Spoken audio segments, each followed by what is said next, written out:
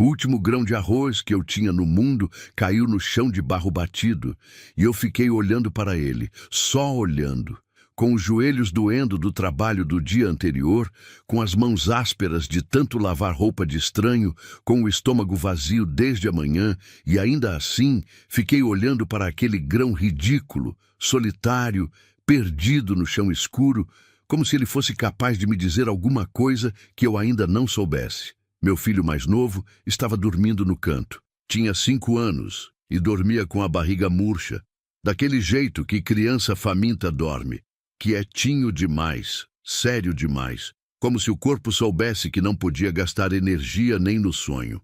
Eu não peguei o grão do chão, não porque tivesse orgulho. O orgulho eu tinha enterrado junto com o Zé, 3 semanas antes, num buraco raso que a seca tinha dificultado a gente de cavar mais fundo. Eu não peguei porque naquele momento, ajoelhada no meu próprio chão, olhando para o último grão de arroz da minha despensa vazia, eu senti pela primeira vez, desde o enterro do meu marido, algo que me assustou muito mais do que a fome. Eu senti vontade de parar, não de dormir, não de descansar, parar, do jeito que não tem volta. Fiquei assim por quanto tempo? Não sei. O sol lá fora ia descendo devagar, como faz no sertão, sem pressa, sem piedade, e a sombra dentro do cômodo ia crescendo aos poucos, engolindo o chão de barro, engolindo a mesa torta, engolindo o meu joelho, a minha mão, o grão de arroz. Foi quando minha filha mais velha entrou, Ana, 11 anos, com os olhos da avó dela e o silêncio do pai. Ela entrou, olhou para mim no chão, olhou para o cômodo vazio, olhou para a panela seca em cima do fogão apagado e não disse nada. Só foi até o canto, pegou o irmão dormindo no colo. Ele nem acordou e sentou na cadeira de palha encostada na parede. Ficou me olhando. Aquele olhar me levantou. Não foi coragem, não foi força, foi vergonha, talvez, ou amor. Às vezes eles são a mesma coisa.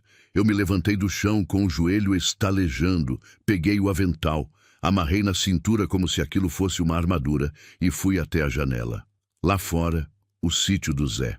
O sítio que nunca foi do Zé, eu já sabia, mas que ele tinha trabalhado como se fosse por quase 20 anos. A terra seca, rachada, cor de tijolo mal cozido, os pés de feijão murchos, a cerca de arame farpado que ele tinha consertado 16 vezes nos últimos 2 anos, eu contei porque contava tudo, porque contar era o único controle que eu tinha sobre qualquer coisa.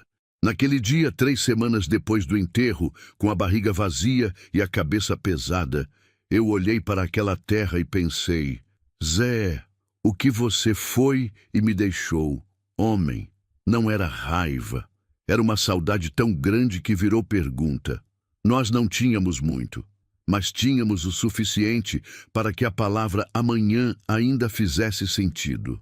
Ele acordava antes do sol, chegava depois da escuridão, cheirava a suor e a terra, e às vezes, nos domingos, a sabão de coco quando ele tomava banho no tanque antes da missa.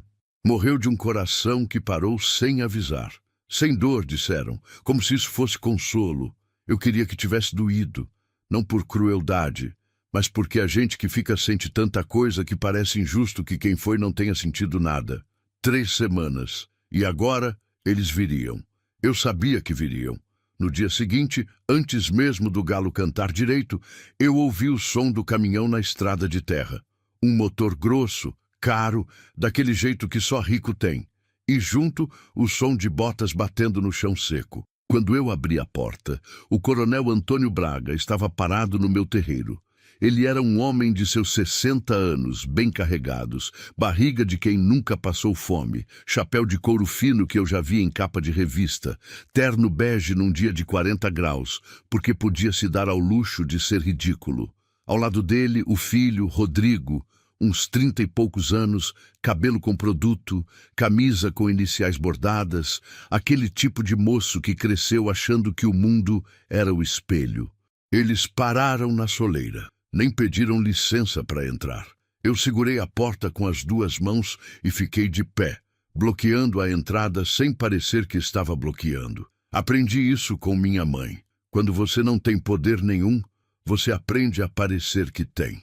Dona Maria, o coronel tirou o chapéu, não por respeito, por performance. Sentimos muito pela perda do José. Sentiram tanto que esperaram 3 semanas e vieram antes do café da manhã, eu pensei, mas não disse nada. O silêncio é a única arma de quem não tem arma nenhuma. A senhora sabe como é, né? Ele continuou, girando o chapéu nas mãos com aquela familiaridade irritante de quem está fazendo um favor. Esse acordo que o José tinha com meu falecido pai era pessoal, verbal. A senhora entende, eu entendi. Entendi muito bem. 20 anos de trabalho, 20 anos de cerca consertada, de roça plantada, de poço limpo, de filho criado nessa terra. E tudo isso era verbal, era pessoal. Era, no vocabulário do coronel Antônio Braga, como se nunca tivesse existido. A senhora vai precisar desocupar. Ele disse isso como quem comenta o tempo. Tem até o fim do mês. Minha filha Ana estava atrás de mim. Eu senti ela se aproximar e coloquei a mão para trás, devagar, e pousei no ombro dela. Fica quieta, fica comigo. Não mostra nada. Essa terra nunca foi de vocês. O Rodrigo falou pela primeira vez e a voz era exatamente o que eu esperava. Mole por fora, dura por dentro, aquela dureza de quem nunca precisou ganhar nada. O José ocupava espaço aqui. Era uma concessão do meu avô, uma bondade. Bondade. Eu quase ri. 20 anos de bondade que rendia colheita, que rendia cerca, que rendia poço, que rendia trabalho do amanhecer ao anoitecer, que rendia um homem enterrado antes dos 50 anos com as mãos calejadas até o osso. Que bondade generosa. Eu não disse nada. Olhei para o coronel, olhei para o filho, olhei para o caminhão lá atrás com 2 homens sentados no estribo que eu não conhecia, mas reconhecia. O tipo de homem que está ali para lembrar que não é só conversa. E então o coronel Braga fez algo que eu não esperava. Ele sorriu. Um sorriso de canto de boca, daquele jeito que é pior do que insulto, porque parece generosidade. Ah, mas olha! Ele disse como se tivesse tendo uma ideia na hora, como se não tivesse ensaiado aquilo dezenas de vezes. Tem uma cabana nos fundos da fazenda, dos antigos. Tá desocupada há anos. A senhora pode ir para lá. Por enquanto, enquanto organiza a vida. Por enquanto. Aquelas 2 palavras. Ele as disse com um certo sabor na boca que eu notei. Uma satisfação pequena, discreta, que passou tão rápido que alguém menos cansado do que eu poderia ter deixado escapar. Mas eu era muito cansada. E gente cansada aprende a prestar atenção no que os outros acham que estão escondendo. Naquele momento, olhando para o sorriso do coronel Antônio Braga, eu não sabia ainda o que havia na cabana. Não sabia do segredo, não sabia da caixa, não sabia que aquele homem, com toda a sua terra e todo o seu dinheiro e todos os seus homens no estribo do caminhão, estava com medo de mim, mas iria aprender. Naquela tarde, eu fiz 3 viagens da casa à cabana, carregando o que restava da minha vida. Uma panela, 2 cobertores. A foto do Zé no dia do nosso casamento, ele com terno alugado e eu com o vestido da minha prima que não fechava direito nas costas. A Bíblia da minha mãe. O facão do Zé, que ele afiava toda sexta-feira com um ritual de quem cuida de coisa sagrada. Na última viagem, meu filho Pedro, o do meio, 8 anos, veio do meu lado carregando o feijão que sobrou, pouco mais de meio quilo dentro de um saco plástico amarrado com barbante. Ele carregava aquilo com os 2 braços, como se fosse ouro. Eu olhei para ele e senti a pedra dentro do meu peito. Aquela pedra que estava lá desde o enterro do Zé, pesada demais para sair. Mãe, ele disse sem olhar para mim, a cabana tem fantasma? Eu demorei um segundo. Não, filho, mentira. Porque quando a gente chegou e eu empurrei a porta de madeira velha, que rangeu como coisa viva, e o cheiro de terra fechada e tempo parado me bateu na face, E eu olhei para aquelas paredes grossas de barro e pedra que guardavam um silêncio que parecia mais pesado do que silêncio deveria ser. Eu senti, não fantasma de assombração, mas alguma coisa, uma presença quieta, guardada, esperando, como uma respiração contida. Naquela primeira noite, deitada no chão com meus 3 filhos aninhados contra mim, ouvindo o vento seco varrer o cerrado lá fora, eu ouvi pela primeira vez o estalo. Uma vez, seco, dentro da parede. Eu fiquei quieta. Casa velha, eu pensei. Madeira se acomodando. Nada. Mas não dormi. Fiquei olhando para o teto de palha no escuro, com a mão sobre o facão do Zé, pensando na palavra que o coronel tinha usado, por enquanto, e me perguntando o que exatamente ele estava esperando que acontecesse. Eu não sabia ainda, mas a cabana sabia, e ela estava esperando que eu chegasse. Fim do capítulo 1. O capítulo 2 está pronto para ser desenvolvido. Quando quiser, é só pedir. Continue 11:55, capítulo 2. O que as paredes guardam. Na segunda noite o estalo voltou. Mas dessa vez não foi um, foram 3, espaçados, deliberados. Como se alguém do outro lado da parede estivesse batendo devagar, com cuidado, com aquela paciência de quem tem todo o tempo do mundo e sabe que você está ouvindo. Eu estava, sentada no chão com as costas encostadas na parede oposta, os joelhos dobrados contra o peito, o facão do Zé atravessado no colo. Meus filhos dormiam. Ana no canto, enrolada no cobertor marrom que cheirava ao Zé. Ela não lavava aquele cobertor fazia semanas, e eu fingia não saber por quê. Pedro, abraçado ao saco de feijão, como se fosse travesseiro. O pequeno Lucas encostado na barriga da irmã, respirando com aquela respiração de criança que sobe e desce fundo, sem culpa, sem peso. Eu olhei para eles. Depois olhei para a parede norte. Aqui ficava de frente para a mata fechada. Aqui não tinha janela, não tinha porta, não tinha nada. Só barro grosso alisado com a mão de alguém que havia feito aquilo com cuidado. Muito tempo atrás, antes de eu nascer, antes do Zé nascer, talvez antes do próprio Coronel Braga nascer. 3 estalos. Eu levantei devagar. O chão de terra batida estava frio naquela hora da madrugada. No sertão, a noite esfria rápido. O calor vai embora sem se despedir, igual certa gente. Meus pés descalços sentiram o frio subindo pelos tornozelos enquanto eu caminhava até a parede. Parei a 1 palmo dela. Coloquei a mão espalmada no barro. Estava frio, liso. E aí eu percebi uma coisa que não tinha notado antes. Aquele trecho da parede era diferente. Sutilmente, mas diferente. O barro mais novo, a textura um pouco mais regular, como se aquele pedaço tivesse sido refeito depois, por outras mãos, com outra intenção. Eu bati de leve com os nós dos dedos. O som voltou oco. Não era parede cheia, era parede com fundo falso. O coração acelerou, não de medo, ou não só de medo. Era aquela mistura estranha de coisa que a gente reconhece, mas não sabe de onde conhece. Eu recuei, fui até o canto. Peguei o castiçal com a vela que restava e voltei para a parede. A chama balançou. Não tinha vento. Eu olhei para a chama balança sem vento nenhum e senti o cabelo da nuca se arrepiar de um jeito que não era frio. Mas não fiz nada naquela noite. Aprendi com minha mãe que tem coisas que não se desvenda com pressa. Que segredo guardado há muito tempo tem a arrogância de quem sabe que vai ser encontrado na hora certa. Forçar antes da hora é estragar. É como abrir fruta verde. Você pode até abrir, mas não vai ter o gosto que devia ter. Voltei para o meu canto, deitei, e dessa vez dormi. Na manhã seguinte o coronel mandou comida. Não foi ele, foi um dos homens dele. Um caboclo seco chamado Dito, que eu já tinha visto antes na feira. Aquele tipo de homem que trabalha para quem paga e não faz perguntas sobre o que paga. Ele chegou com uma cesta. Arroz, feijão, toucinho, uma garrafa de azeite e, por baixo de tudo, enrolado em papel pardo, um pedaço de carne seca.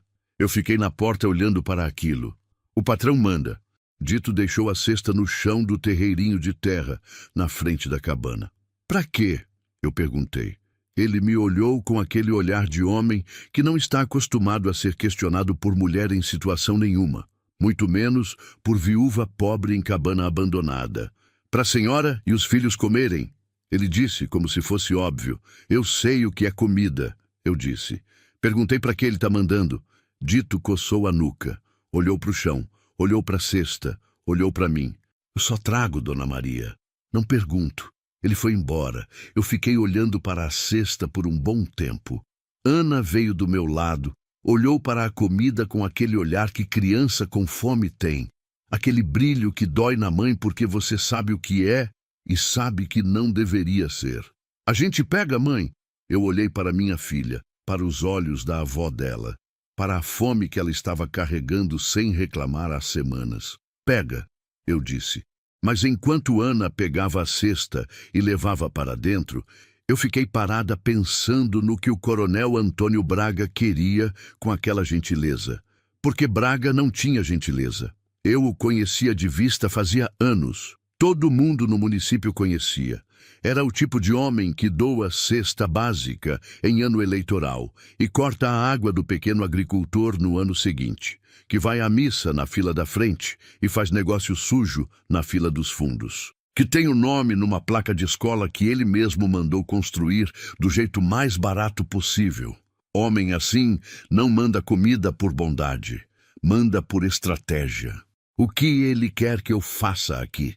Essa pergunta ficou comigo o dia todo, enquanto eu lavava a roupa no tanque de pedra nos fundos da cabana, enquanto eu varria o chão de terra, enquanto eu cozinhava o feijão com toucinho e o cheiro quente e gordo tomava conta do cômodo, e meus filhos ficavam mais vivos na minha frente, porque fome apaga a criança aos poucos e comida acende de volta, e isso é uma das crueldades mais silenciosas que existem. À tarde, Pedro achou alguma coisa. Ele estava brincando na área dos fundos, fazendo o que menino de 8 anos faz quando não tem brinquedo, inventando. E veio correndo com uma coisa na mão, o rosto aberto naquele sorriso que eu não via fazia semanas. Mãe, olha! Era um pedaço de ferro, enferrujado, torcido, com uma ponta dobrada. Lixo na aparência, mas na outra extremidade, e foi isso que fez meu coração bater diferente, havia letras gravadas, pequenas, quase apagadas pelo tempo e pela ferrugem. Eu peguei o ferro das mãos do Pedro e fui para dentro, para perto da janela, onde a luz entrava melhor. Limpei com a barra do avental. As letras foram aparecendo aos poucos. C-A-B 1937 F T. Eu fiquei olhando. 80 e poucos anos atrás. Antes do Coronel Braga. Antes do pai do Coronel Braga. Antes da história que todo mundo contava sobre como aquela fazenda tinha sido construída pela família Braga desde sempre, como se tivesse nascido deles como filho, como se a terra fosse extensão de sangue. C-A-B-F-T, iniciais. De quem? Para quê? Eu guardei o ferro debaixo do cobertor que eu usava como travesseiro. Naquela noite, enquanto fazia a janta, eu percebi que o dito tinha voltado. Não para trazer nada, só para ficar parado na beira do mato, do outro lado do cercado, olhando para a cabana. Eu fingi não ver, mas vi, e entendi que ele não estava ali por vontade própria, estava de vigia. Na terceira noite, o coronel veio pessoalmente. Eu ouvi os passos antes de ver. Passos de bota de couro bom em chão seco, um som particular que não se confunde com mais nada. Pesado, regular, de quem está acostumado a chegar em todo lugar como se já fosse seu. Ele bateu na porta. Meus filhos dormiam. Eu abri. Ele estava com o chapéu na mão e uma lanterna acesa que ele carregava de lado, e a luz pegava nele de um jeito que fazia a sombra crescer nas suas costas, enorme, torta. Boa noite, Dona Maria. Boa noite. Eu não abri espaço na porta. Tá acontecendo alguma coisa? Ele me olhou com aqueles olhos pequenos, encovados, de quem passou a vida inteira calculando. A senhora está se acomodando bem? Tô. Pausa. Com o que tem? Uma pontada. Ele recebeu. Não mostrou nada no rosto, mas eu vi no jeito que ele apertou o chapéu. Bom. Ele olhou para a cabana por cima do meu ombro. Essa casa é antiga, sabe? Do tempo do meu avô. Tem história. Eu não disse nada. Ele continuou. Às vezes, casa velha assim, guarda coisa, sabe como é? Movelinha antiga esquecida, papel velho. Ele fez aquele gesto descuidado de mão, aquele gesto de quem está fingindo que o assunto é levinho. Se a senhora achar alguma coisa assim, qualquer coisa que pareça old, sabe? Documentação velha, pertence antigo, me fala. Pode ser coisa da família. Ali estava. Eu olhei para ele com toda a calma que eu tinha. E eu tinha aprendido a fabricar calma da mesma forma que se fabrica coisa que não existe, do nada, com força da necessidade. Claro, seu Braga, eu disse, se eu achar alguma coisa. Ele ficou 1 segundo a mais do que precisava, me olhando. Depois sorriu. Aquele mesmo sorriso de canto de boca da primeira vez. Boa noite, Dona Maria. Boa noite. Eu fechei a porta. Fiquei parada do lado de dentro, a mão ainda na madeira, sentindo o coração batendo no pescoço. Ele sabia. Não sabia o que, exatamente. Não sabia onde, mas sabia que havia algo. E tinha me colocado naquela cabana específica, naquela cabana abandonada, entre todas as construções da fazenda, porque queria que eu chegasse até isso antes dele. Por quê? Porque tinha medo do que poderia encontrar. Porque precisava de alguém descartável para abrir o que não queria abrir com as próprias mãos? Porque algumas coisas precisam ser encontradas. Frase estranha para um homem como ele. Frase que não era generosidade, era delegação. Eu fui até a parede norte. Peguei o facão do Zé. E desta vez, não esperei mais. A primeira raspagem foi tímida. Eu não tinha certeza do que estava fazendo. Profanando uma parede, talvez um crime, talvez loucura. O barro caía em farelos pequenos, poeirentos, cor de terra velha. A segunda raspagem foi mais funda, a terceira mais funda ainda, e foi na quarta, quando a lâmina do facão bateu em algo e o som voltou diferente, aquele som metálico cego de coisa sólida, dentro de coisa sólida, que eu parei de respirar. Continuei raspando. O barro cedia devagar, como se resistisse, como se a parede soubesse que estava entregando algo que havia guardado por décadas. As mãos foram ficando brancas de pó, os braços cansando, mas eu não parei. E então apareceu, madeira escura, uma caixa, encaixada dentro da parede como parte dela, tão bem escondida que quem não soubesse procurar jamais encontraria. Eu parei, olhei para os meus filhos dormindo, olhei para a caixa, olhei para o facão na minha mão e pensei no Zé, no jeito que ele tinha de olhar para mim quando eu estava assustada e dizer com aquela voz mansa que era a coisa mais segura que eu já conheci. Vai, Maria, você já passou por coisa pior. Eu não tinha passado por coisa pior, mas coloquei a lâmina na fresta da caixa e forcei. A madeira velha cedeu com um estalo seco que pareceu enorme no silêncio da madrugada. Meu filho Lucas se mexeu no sono. Eu travei. Ele suspirou fundo e voltou ao silêncio. Eu abri a caixa. E o que vi dentro dela me fez entender, naquele instante, por que o coronel Antônio Braga tinha sorrido daquele jeito quando me disse que eu podia ficar por enquanto. Porque ele achava que eu era peça. Mas o que estava dentro daquela caixa me transformava em jogadora. Fim do capítulo 2. O capítulo 3, onde o conteúdo da caixa é revelado e tudo muda, está pronto para ser desenvolvido. É só pedir. Continue 11:57, capítulo 3. O que estava dentro da caixa. Tem coisas que a gente vê e o cérebro demora para aceitar.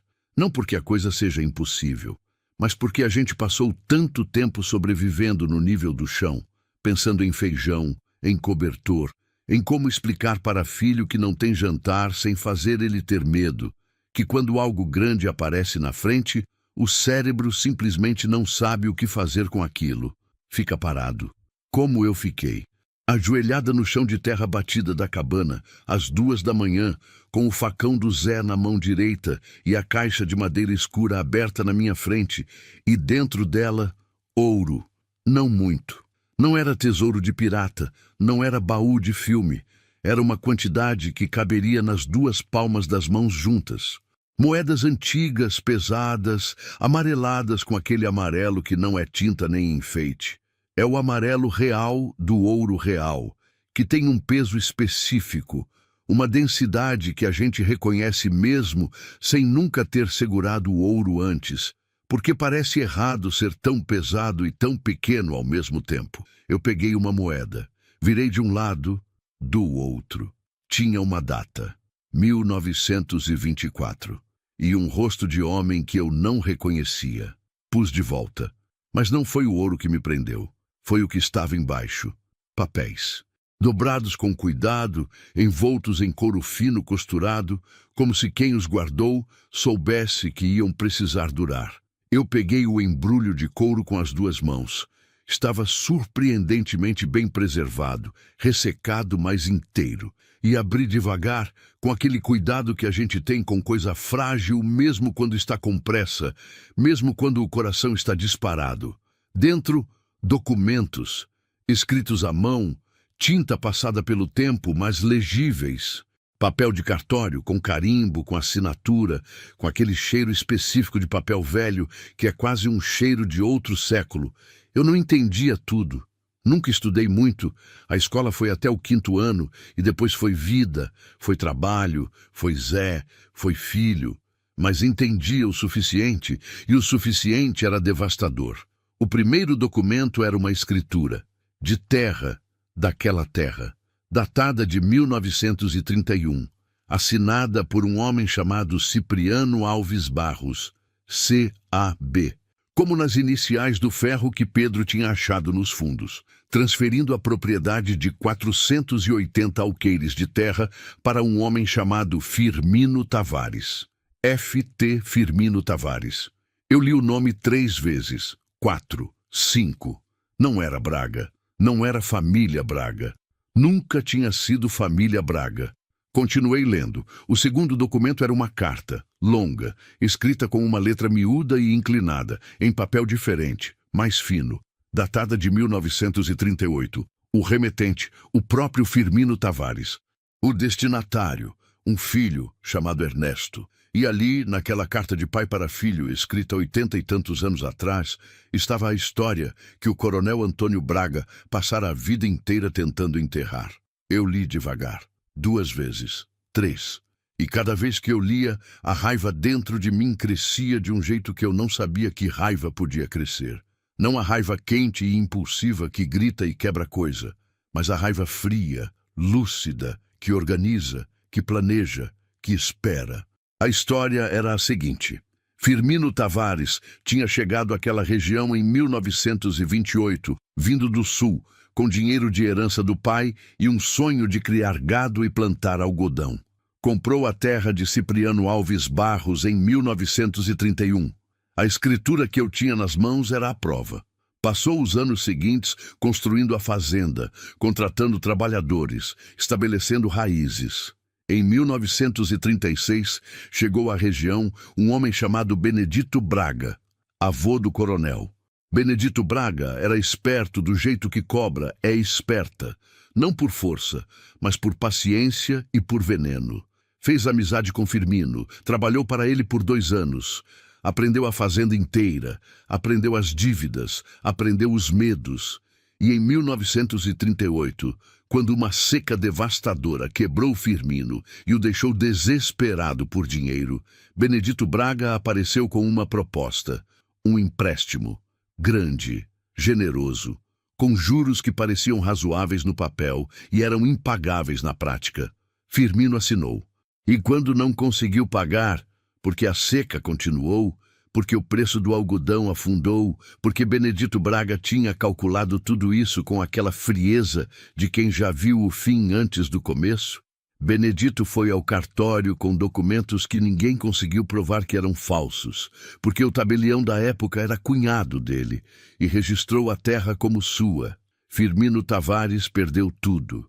Na carta para o filho Ernesto, escrita poucos meses antes de morrer, e aqui eu tive que parar de ler por um momento, porque a emoção apertou o peito de um jeito físico, real, como se eu conhecesse aquele homem, como se a história dele fosse de alguém da minha família.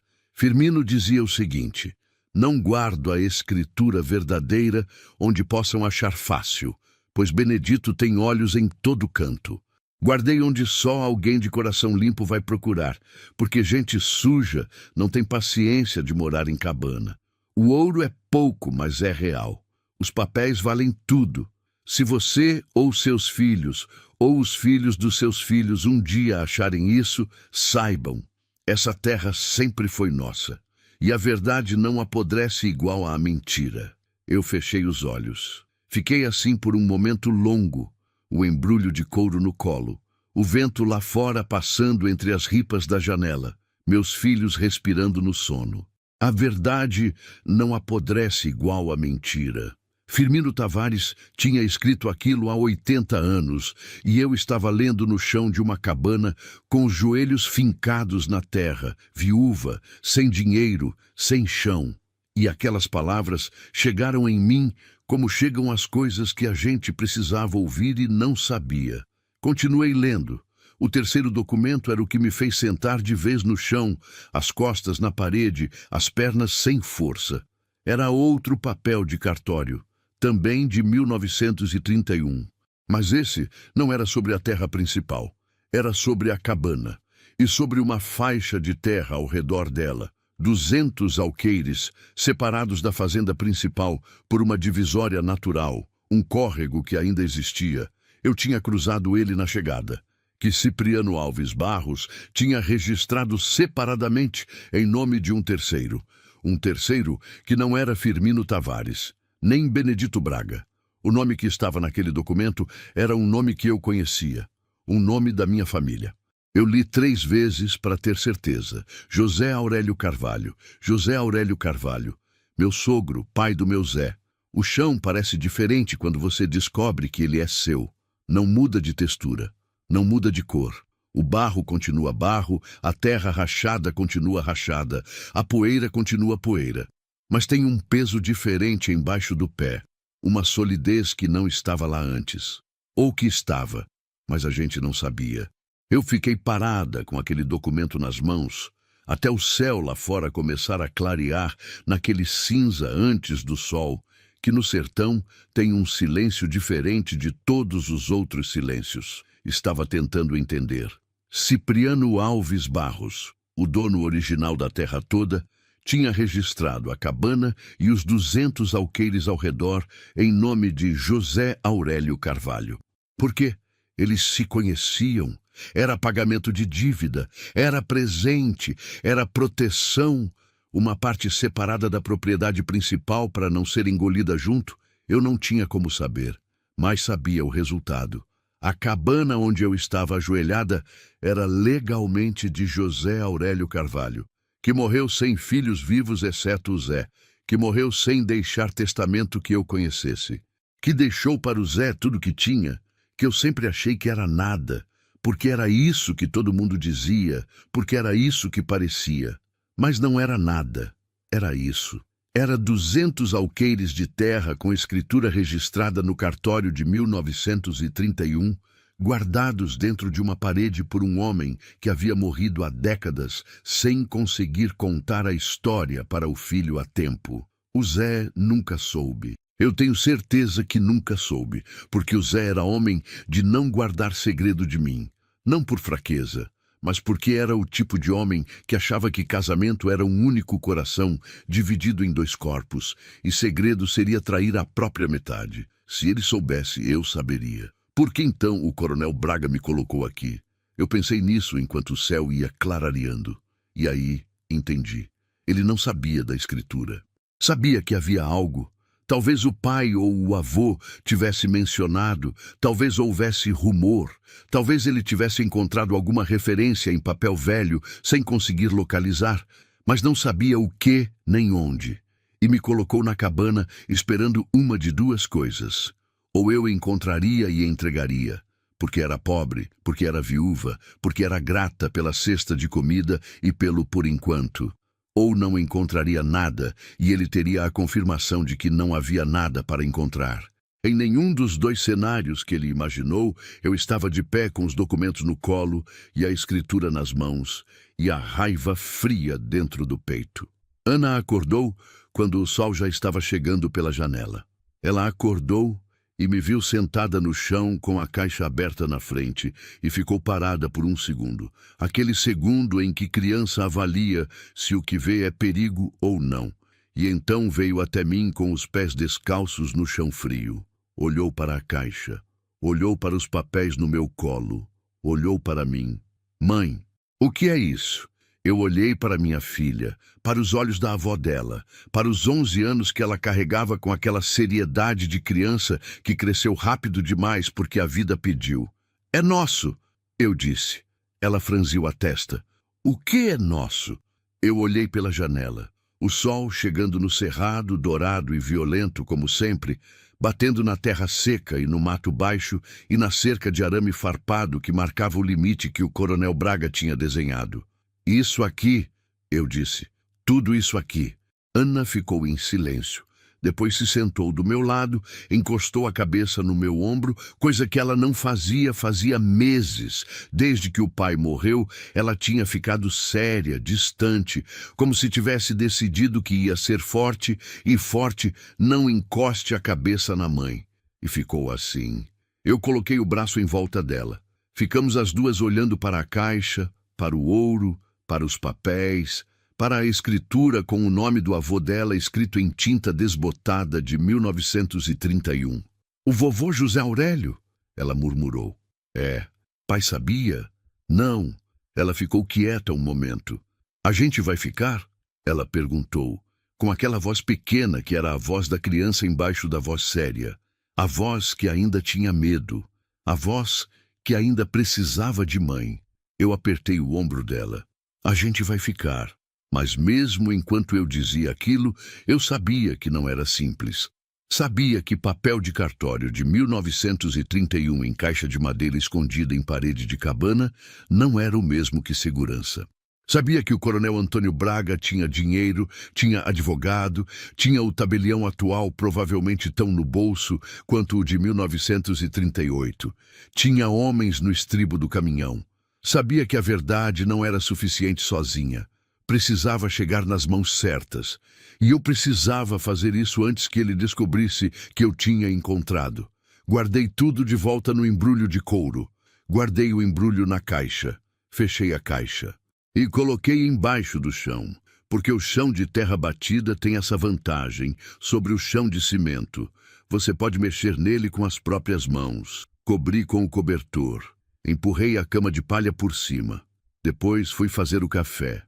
Porque em qualquer situação, em qualquer tragédia, em qualquer descoberta, em qualquer momento em que o mundo vira de cabeça para baixo, tem filho que acorda com fome e mãe que levanta e faz o café. Essa é a resistência mais silenciosa que existe e é a mais real. Naquela tarde, quando o dito apareceu de novo na beira do mato, de vigia, como sempre, eu fui até ele. Ele me olhou surpreso. Provavelmente nunca tinha me visto tomar iniciativa de ir até ele.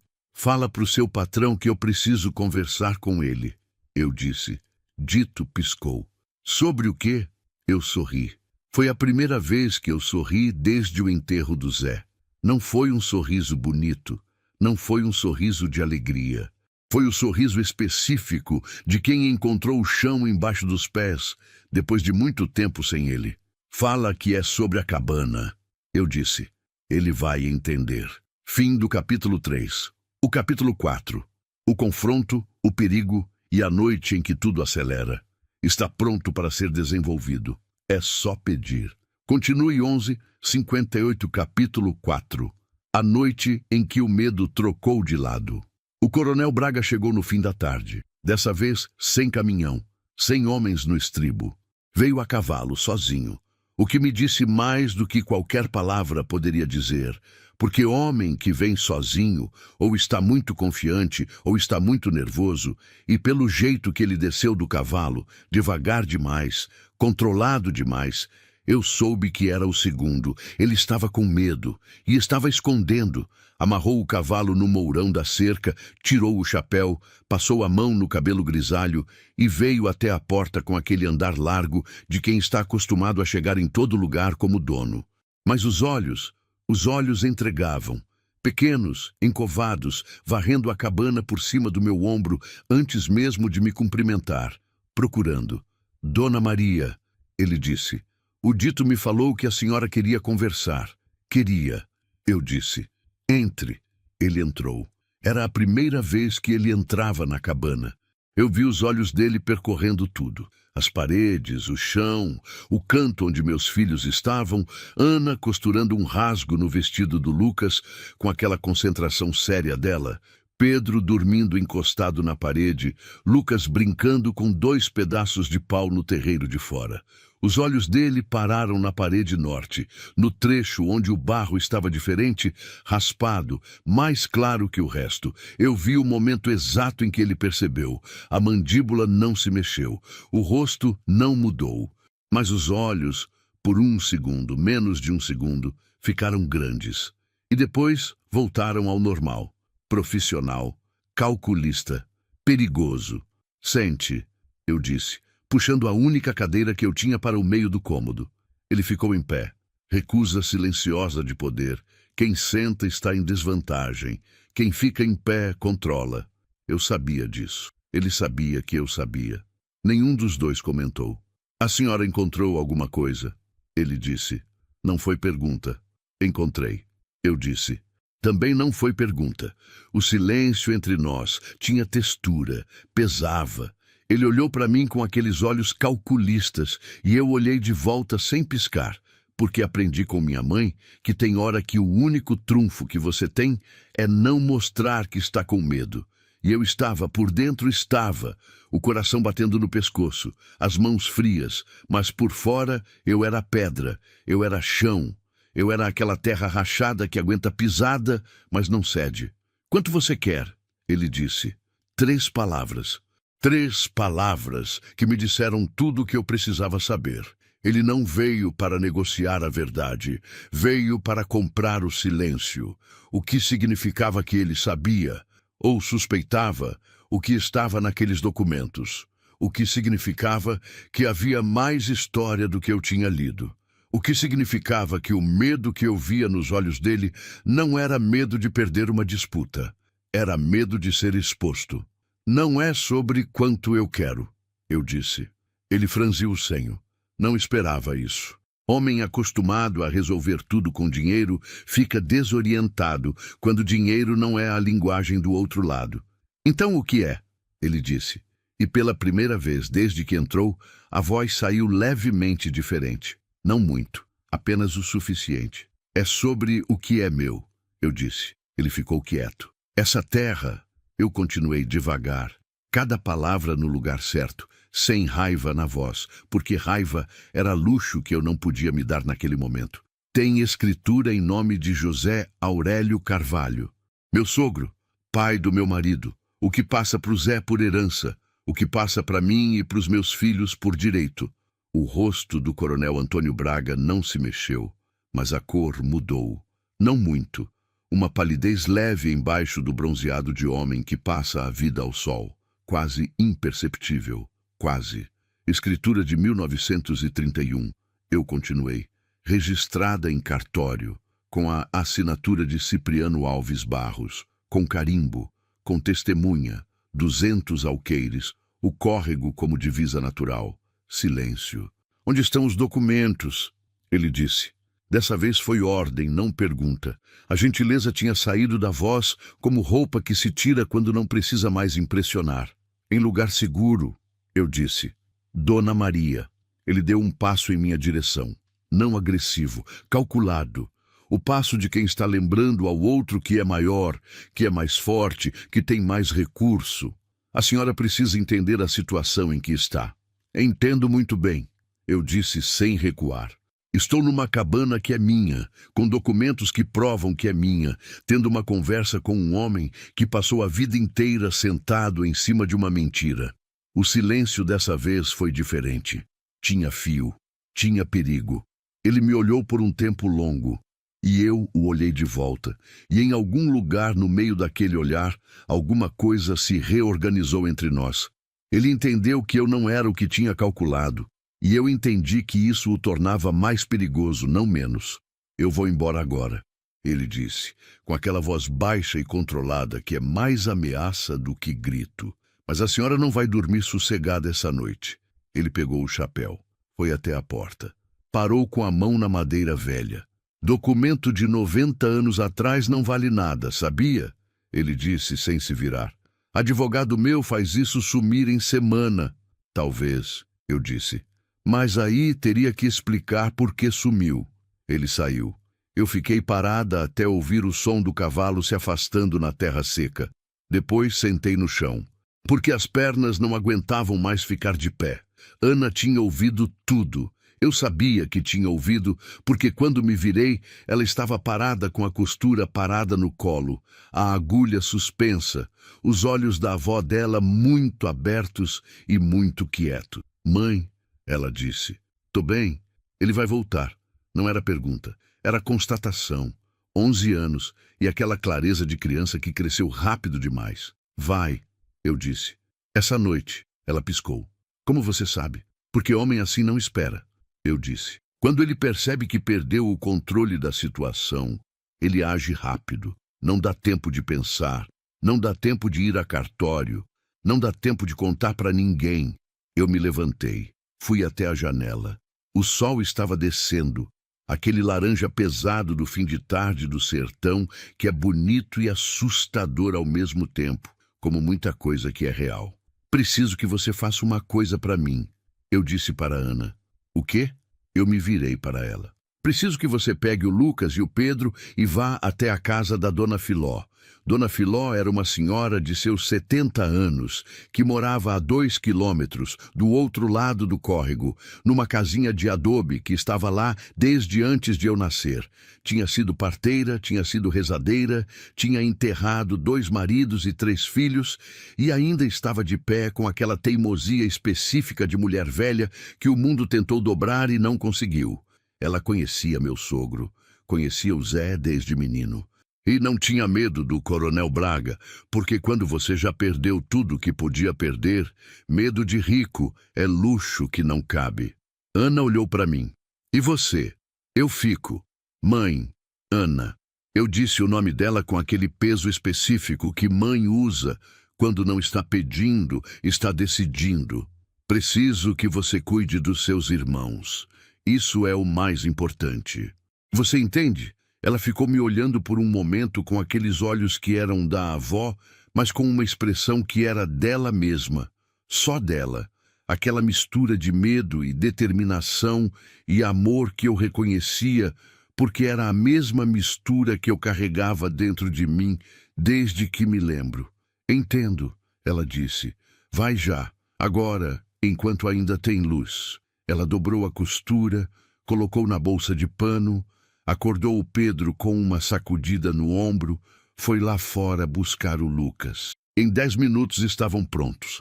Aquela eficiência silenciosa de criança que cresceu, sabendo que quando mãe fala para se apressar, se apressa. Antes de sair, Ana veio até mim, me abraçou. Não disse nada, só abraçou, rápido e apertado, com aquela força de criança que parece maior do que o corpo. Eu segurei por um segundo mais do que ela planejou. Vai, eu disse no cabelo dela. Dona Filó vai saber o que fazer. Eu fiquei na porta e os vi sumirem na trilha em direção ao córrego. O Pedro de mão dada com o Lucas, Ana na frente abrindo caminho. Os 3 diminuindo na paisagem seca até virarem pontos e depois nada. Voltei para dentro. Peguei o facão do Zé. Peguei o embrulho de couro debaixo do chão. E sentei para esperar. Eles vieram quando a lua estava alta.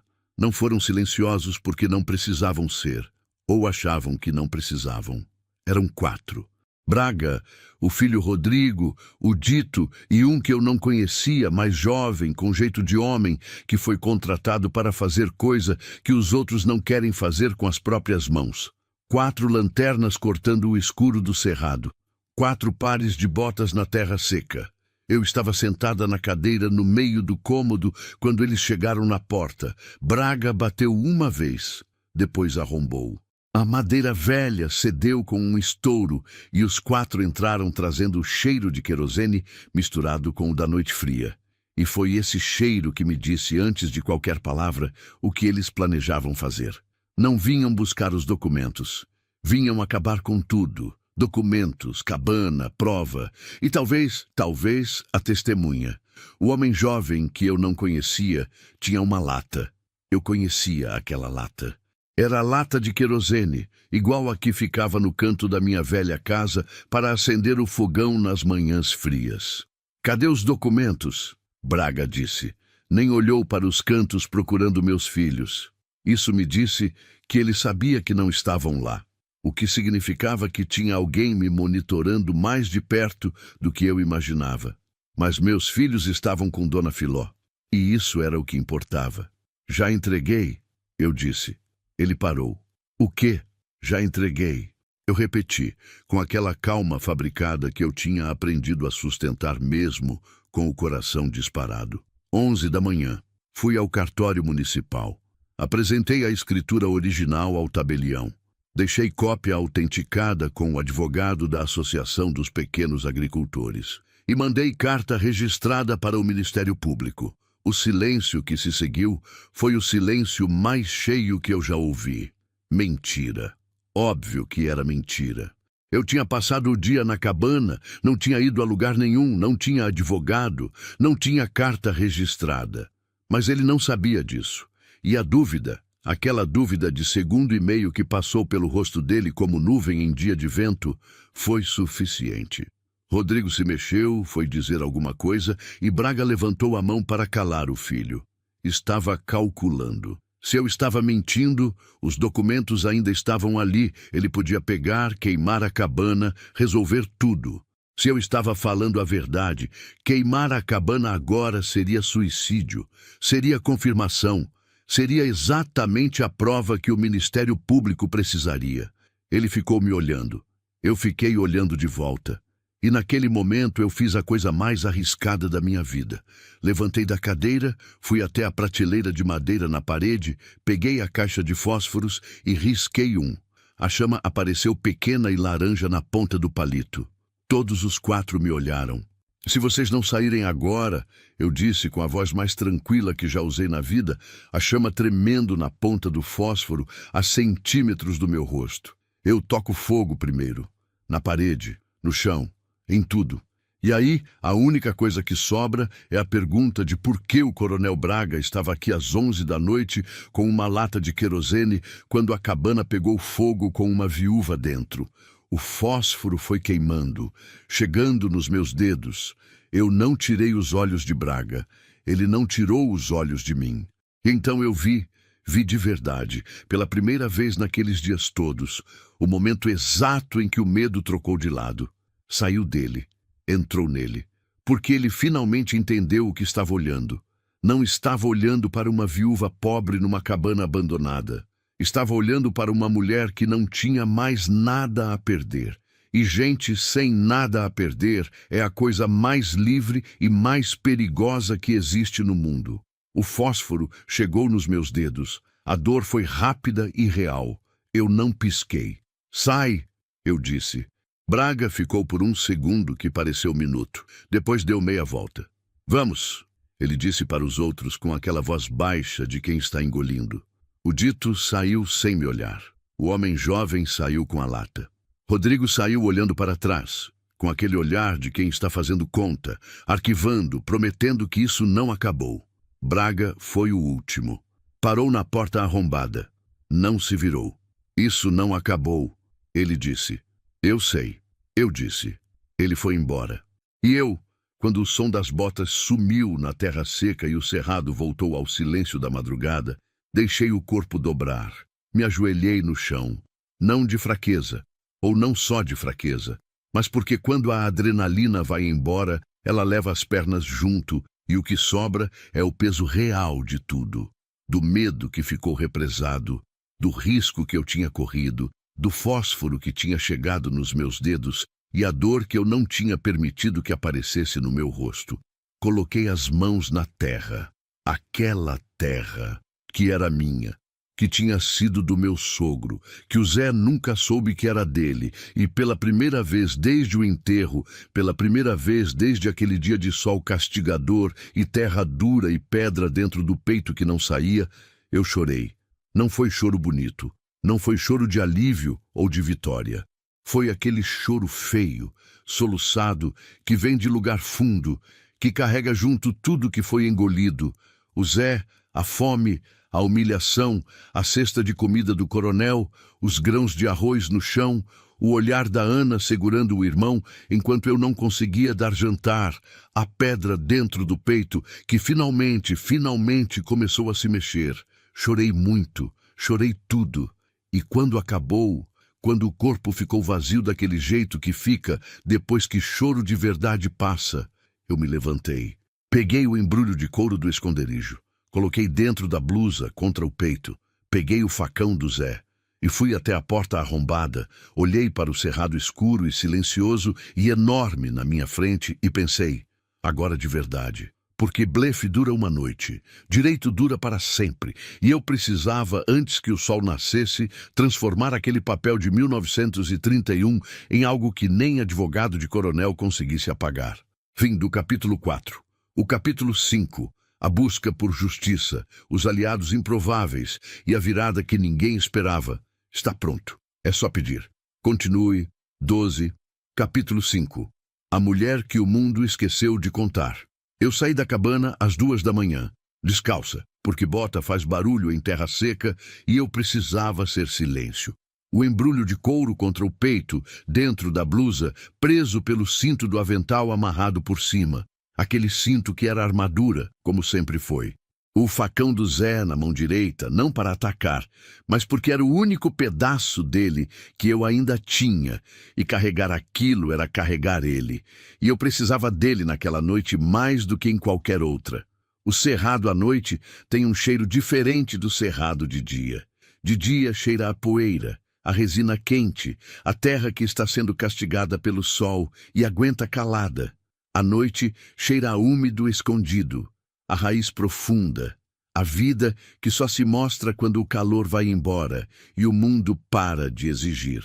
Eu andei por aquele cheiro, 2 quilômetros até o córrego, mais 1 quilômetro além do córrego até a casa de Dona Filó. Eu conhecia o caminho de olhos fechados porque eu tinha feito centenas de vezes nos anos em que o Zé estava vivo. Levando ovo, trocando farinha, buscando remédio caseiro quando criança adoecia e médico era coisa de cidade grande. O chão estava frio embaixo dos meus pés. Eu andei rápido. Não corri. Correr no cerrado à noite sem luz é pedir para torcer o tornozelo numa toca de tatu ou meter o pé numa raiz. Mas andei com aquela urgência de quem sabe que o tempo que tem é exato, nem mais nem menos, e desperdiçar 1 minuto é desperdiçar oportunidade que pode não voltar. Atravessei o córrego na pedra rasa que eu e o Zé tínhamos usado como ponte improvisada por anos, a água gelada chegando até o joelho, e do outro lado parei por 1 segundo. Olhei para trás. A cabana estava lá, longe, uma mancha escura na paisagem mais escura ainda, intacta. Eu tinha ido embora e ela continuava de pé. Igual a mim, pensei, e continuei andando. A luz da casa de Dona Filó estava acesa. Isso não me surpreendeu. Dona Filó dormia pouco. Dizia que quando se chega nos 70 anos, o corpo para de querer desperdiçar tempo inconsciente, porque já sabe que o tempo que resta é contado. Eu achava que era verdade. Achava também que era de uma tristeza específica, aquela tristeza de coisa que é verdade, mas dói. Bati na porta 3 vezes, do jeito combinado desde sempre. 2 rápidos, 1 pausado. E ela abriu antes que minha mão voltasse ao lado do corpo. Dona Filó tinha 80 e poucos anos, que ela mesma já tinha perdido a conta, cabelo branco preso num coque baixo, avental de chita desbotado, os olhos mais alertas que os de muita gente de 30. Era pequena, seca, com aquela secura de planta do cerrado que parece morta por fora, e por dentro tem raiz que chega até a água. Ela me olhou da cabeça aos pés. Olhou para o facão. Olhou para o vulto dos meus filhos dormindo atrás dela na sala. Eu sabia que você vinha, ela disse. Os meninos estão bem? Dormindo há horas. Ela abriu a porta mais. Entra. Eu entrei. A casa cheirava a erva doce e a madeira velha e a fumaça de fogão a lenha. Aquele cheiro que é quase abraço quando você está com frio e com medo. Tinha uma chaleira no fogo, uma lamparina na mesa e do lado da lamparina, como se tivesse sido colocado ali de propósito para me receber, um copo de chá já servido. Eu olhei para o chá, olhei para ela. Senta, ela disse. Sentei. Tirei o embrulho de couro de dentro da blusa e coloquei na mesa entre nós, como se fosse assunto que precisava de testemunha. Dona Filó olhou para o embrulho sem tocar. Depois olhou para mim. Você achou, ela disse. Não foi surpresa, foi reconhecimento. Eu travei. Você sabia? Ela ficou quieta por um momento. Se levantou, foi até o fogão, mexeu em alguma coisa que não precisava ser mexida, com aquela demora de quem está organizando o que vai dizer antes de dizer. Seu sogro me contou, ela disse de costas para mim, pouco antes de morrer. José Aurélio era homem que não guardava coisa sozinho quando ficava pesada demais. Ela parou. Me contou sobre a cabana, sobre o registro. Disse que estava esperando o Zé crescer mais, ficar mais firme, para passar a história para ele. Ela se virou. Mas aí José Aurélio morreu antes. Eu fiquei olhando para ela. E você não contou para o Zé. Não foi acusação. Eu não tinha energia para acusação. Era constatação apenas. Ela voltou para a cadeira. Sentou pesada com aquela lentidão de corpo que carrega anos. Contei, ela disse. Meu coração parou. Contei para o Zé quando ele tinha uns 20 e poucos anos. Pouco depois que vocês casaram. Ela olhou para as mãos no colo. Ele foi lá, na cabana. Procurou. Não achou. Disse que o pai devia ter exagerado. Que era história de homem velho. Uma pausa. Você conhecia o Zé. Quando ele decidia que algo era de um jeito, era difícil mover. Eu conhecia o Zé. Conhecia demais. Aquela teimosia mansa dele que parecia rio de planície, sem pressa, sem barulho, mas que ia para onde decidia ir e não voltava. Ele foi lá e não achou porque não sabia onde procurar. Eu disse, é o que eu acho. A caixa estava dentro da parede. Precisava raspar o barro. O Zé não ia raspar parede de casa alheia. Ela disse, com aquele toque de afeto e tristeza misturados, que é o jeito que a gente fala dos mortos que amou. Não era do feitio dele. Não era mesmo. O Zé tinha respeito pelas coisas dos outros, de um jeito que às vezes me frustrava em vida, e agora me partia de saudade. Fiquei olhando para o embrulho na mesa. Por que você não foi ao cartório você mesma, todos esses anos? Dona Filó me olhou. Porque não era minha história para contar. Ela disse simplesmente. Era da família de José Aurélio. Uma pausa. E por que sozinha, velha? Sem documento, sem dinheiro para advogado. Ela fez um gesto de mão aberta. Aquele gesto que diz, você sabe como é melhor do que qualquer palavra. Ia servir de quê? Ia ser engolida. O Braga tinha dinheiro, tinha gente, tinha cartório no bolso. Sem prova nas mãos era história de louca velha. Eu entendi. Entendi demais. Mas agora você tem a prova, ela disse. Olhou para o embrulho, olhou para mim. E agora você tem uma razão que o Zé não tinha. No qual razão? Ela me olhou por um momento longo, com aqueles olhos que tinham visto muita coisa e aprendido a ler o que estava embaixo do que aparecia. Você não tem mais nada a perder, ela disse. Não com crueldade. Com uma precisão de parteira, de mulher que passou a vida recebendo coisa nova no mundo e sabia que nascimento doía. Zé tinha medo de arriscar porque tinha você, tinha os filhos, tinha o que construiu.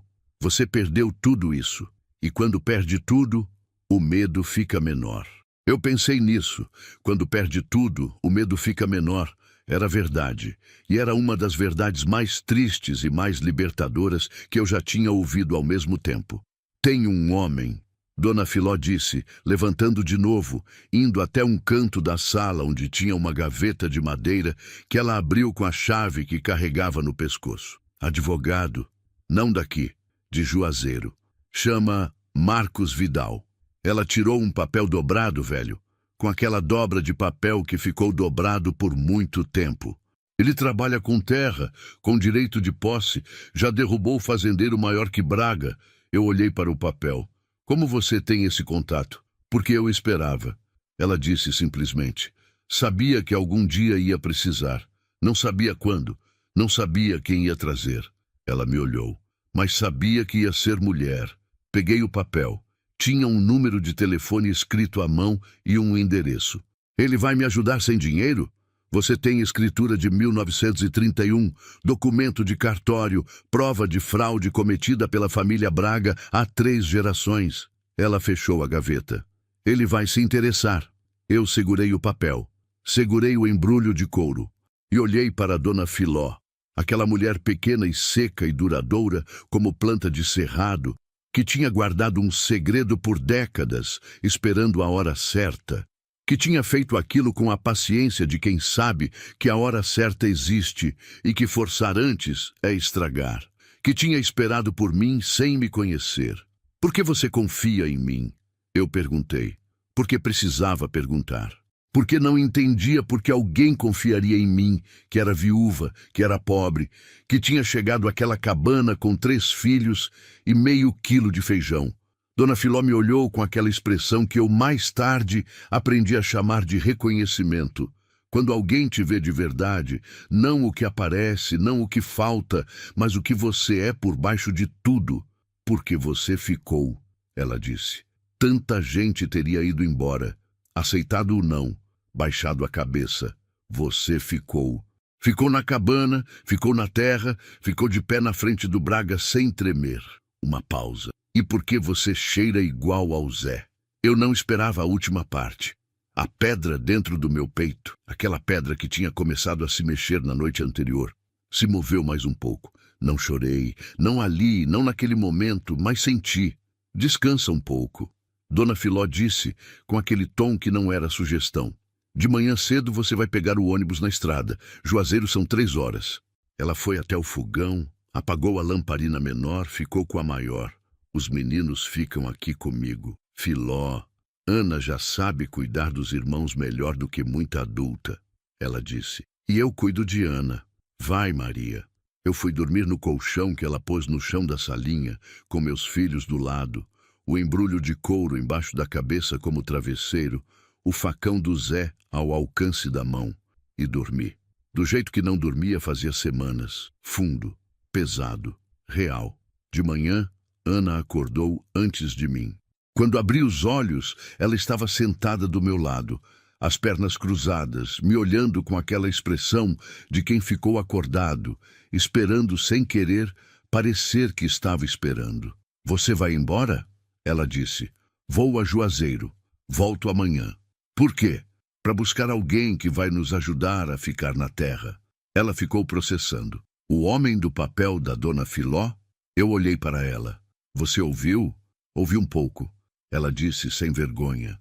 Aquela honestidade direta dela que era do Zé, era igualzinho o Zé. É seguro? Não sei, eu disse, porque não ia mentir para ela. Ela era velha demais para mentira e nova demais para merecer. Mas é o que tem. Ela ficou quieta. Depois, eu tomo conta deles. Eu sei que toma. E Dona Filó é brava, mas é boa. É. E se o Braga vier aqui? Eu olhei para minha filha, para os 11 anos que ela carregava com aquela seriedade, para o que eu ia colocar naqueles ombros que já carregavam mais do que deviam. O Braga não vai atrás de criança, eu disse. Não com o Ministério Público podendo ser acionado. Agora que ele sabe que eu sei, ele vai ter cuidado. Era verdade pela metade. Braga era calculista. Calculista não faz movimento que cria problema maior do que o que resolve. Criar problema com criança em casa de velha conhecida era risco demais, testemunha demais. Ana me olhou como se soubesse que era verdade pela metade, mas não perguntou mais.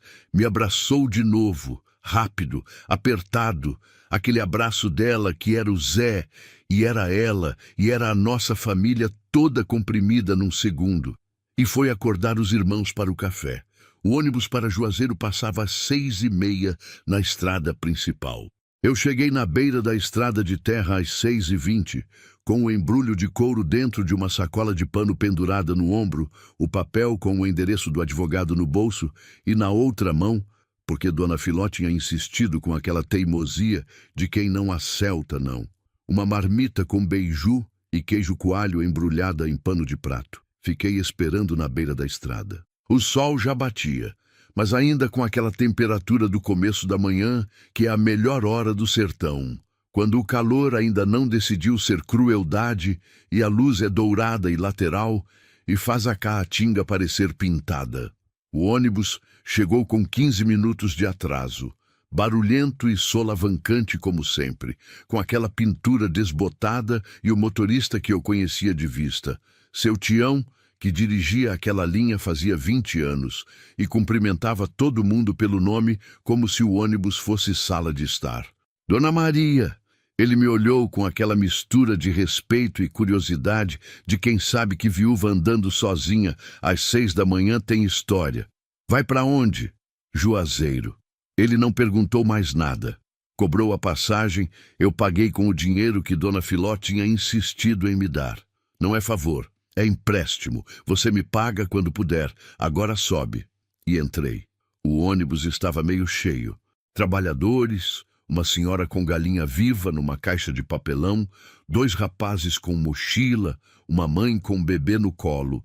Eu me sentei perto da janela. Coloquei a sacola no colo, e enquanto o ônibus saía da estrada de terra e ganhava o asfalto, e a paisagem começava a passar, a caatinga aberta, as serras ao fundo, o céu daquele azul específico do Nordeste que não existe em outro lugar do mundo, eu tirei o embrulho de couro e segurei com as 2 mãos. Pensei no Zé. Pensei no sogro que eu não tinha conhecido direito. José Aurélio, homem que guardou um segredo dentro de uma parede e morreu antes de poder entregar. Pensei em Firmino Tavares, que escreveu uma carta para o filho em 1938, dizendo que a verdade não apodrece igual à mentira, e estava certo, estava completamente certo, porque a verdade tinha ficado ali dentro daquela parede por 80 anos, esperando alguém de coração limpo. Pensei em Dona Filó, guardando um papel com o nome de advogado numa gaveta por décadas, esperando sem saber quem ia chegar. Tinha uma cadeia ali, uma cadeia de mulheres e homens que não desistiram, que guardaram, que esperaram, que passaram adiante. E agora eu era o elo seguinte. O ônibus pegou velocidade, a janela tremia levemente. E eu olhei para a paisagem passando e senti, pela primeira vez em muito tempo, pela primeira vez desde o enterro do Zé, talvez pela primeira vez na vida, uma coisa que eu demorei um momento para reconhecer porque estava desacostumada. Esperança. Não a esperança ingênua de quem não sabe o tamanho do problema, não a esperança de criança que acha que basta querer, mas a esperança dura, trabalhada, de quem olhou para o tamanho do problema, sentiu o peso dele e decidiu andar assim mesmo. Essa esperança é diferente. Essa esperança não abandona. Marcos Vidal tinha um escritório pequeno no 2º andar de um sobrado no centro de Juazeiro, com uma placa de metal na porta que já tinha sido bonita e o tempo tinha desbotado. Dr. Marcos Vidal, direito agrário e fundiário. E uma recepcionista jovem que me olhou da cabeça aos pés, com aquela expressão rápida de quem avalia se você tem dinheiro para advogado, e concluiu que não. Você tem hora marcada? Ela perguntou. Não, doutor. Marcos está muito ocupado hoje. Diz para ele que é sobre uma escritura de 1931 com irregularidade registrada em cartório. Eu disse. Lembrei do que Dona Filó tinha dito. Diz que envolve a família Braga. A recepcionista me olhou. Foi até a porta do fundo. Bateu. Entrou. Voltou em menos de 2 minutos. Pode entrar. Marcos Vidal tinha uns 45 anos. Óculos de armação grossa, gravata afrouxada, aquele tipo de cansaço de quem trabalha muito e dorme pouco porque escolheu o tipo de trabalho que não deixa dormir sossegado. Tinha pilhas de processo na mesa, post-its nas paredes, um mapa fundiário do estado pregado atrás da cadeira. Ele me olhou quando eu entrei. Olhou para a sacola de pano. Olhou para mim de novo. Senta. Ele disse com voz sem cerimônia que era o tipo de voz que eu preferia. Sentei. Coloquei a sacola na mesa. Tirei o embrulho de couro. Ele olhou. Posso? Ele perguntou. Eu empurrei o embrulho em direção a ele. Ele abriu devagar, com aquele cuidado específico de pessoa acostumada a lidar com documento antigo. Pegou o primeiro papel. Leu. Pegou o segundo. Leu mais devagar. Pegou a carta de Firmino Tavares para o filho Ernesto e ficou parado por um tempo que eu não contei, mas foi longo. O escritório estava quieto. Lá fora, o barulho de juazeiro, buzina, conversa, o pregão de um vendedor ambulante. Dentro, só o som de papel velho sendo virado por mãos cuidadosas. Quando ele terminou, colocou tudo de volta no embrulho. Se recostou na cadeira. Tirou os óculos. Me olhou por cima da mesa com aqueles olhos cansados que de repente não pareciam tão cansados. Onde você achou isso? Eu contei. Tudo. A cabana, as paredes, o Coronel Braga, a noite com o querosene, o fósforo, os filhos na casa de Dona Filó. Contei com aquela objetividade de quem já passou do momento de sentir e chegou no momento de informar.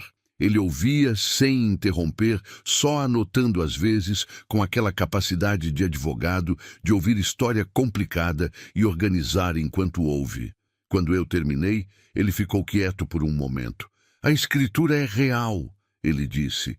Já vi documento assim antes. Esse tabelião de 1931 era conhecido por trabalho limpo. Ele olhou para o embrulho. E a de 1938... a que o Benedito Braga usou para registrar a terra em nome dele, eu já suspeitava que tinha irregularidade. Já tive cliente que tentou questionar antes. Pausa. Não conseguiu porque não tinha prova. E agora tem, eu disse. Ele me olhou. Agora tem, ele disse. Mas precisa entender que isso não é rápido. Braga vai contestar. Vai contratar o melhor escritório do estado. Vai tentar invalidar o documento por idade, por cadeia dominial, por tudo que puder. Lhe juntou as mãos na mesa. Pode demorar anos. Eu olhei para ele. Doutor Marcos, eu disse. Eu morei 20 anos em terra que não era minha sem saber. Meu marido trabalhou essa terra a vida inteira sem saber que parte dela era dele. Meu sogro morreu com esse peso. Pausa. Anos eu tenho. Ele me olhou por um momento. Depois, pela primeira vez desde que eu tinha entrado, sorriu. Não o sorriso de canto de boca do Coronel Braga.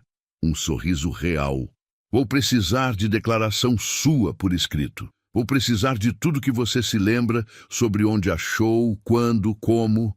Vou acionar o cartório de 1931 para verificação de registro original.